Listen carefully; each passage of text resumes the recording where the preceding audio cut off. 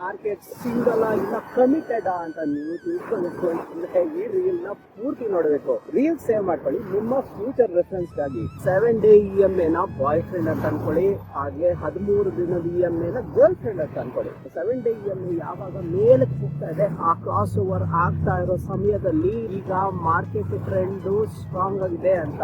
7 day EMA ಕೆಳಗಡೆ ಬಂದಾಗ ಅಂದ್ರೆ 13 ಡೇ EMA ಗಿಂತ ಕೆಳಗಡೆ ಇದ್ದಾಗ ಲೋ ಫೀಲ್ ಆಗ್ತಾ ಇರುವಾಗ ಕಮಿಟ್ಮೆಂಟ್ ಅಷ್ಟು ಸ್ಟ್ರಾಂಗ್ ಇಲ್ಲ, ರಿಲೇಶನ್ಶಿಪ್ ವೀಕ್ ಅಂತ.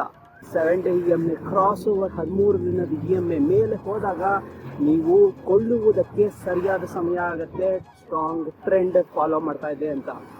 7 ಡೇ EMA 13 ದಿನದ EMA ಕೆಳಗಡೆ ಹೋಗ್ತಿದೆ ಅಂತಂದ್ರೆ ವೀಕ್ ಆಗ್ತಾ ಇದೆ ಮಾರ್ಕೆಟ್, ಆವಾಗ ಕೆಳಗಡೆ ಬೀಳುವಂತಹ ಸಮಯ ಅನ್ನೋದು ತಿಳಿಬೇಕಾಗತ್ತೆ. 7 ಡೇ EMA 13 ಗಿಂತ ಕೆಳಗಡೆ ಹೋಗ್ತಿರುವಾಗ ಯಾವತ್ತು ಬೈ ಮಾಡಕ್ ಹೋಗ್ಬಿಡಿ, ಸೆಲ್ ಮಾಡಬೇಕು ಅಂತಂದ್ರೆ ಸೆಲ್ ಮಾಡಿ. ತಾಂತ್ರಿಕ ವಿಶ್ಲೇಷಣೆ ಬಗ್ಗೆ ಪೂರ್ತಿ ನಾಲೆಜ್ ನನ್ನ ಕನ್ನಡದ ತಾಂತ್ರಿಕ ವಿಶ್ಲೇಷಣೆ ಕೋರ್ಸ್ ಅಲ್ಲಿ ಸಿಗುತ್ತೆ.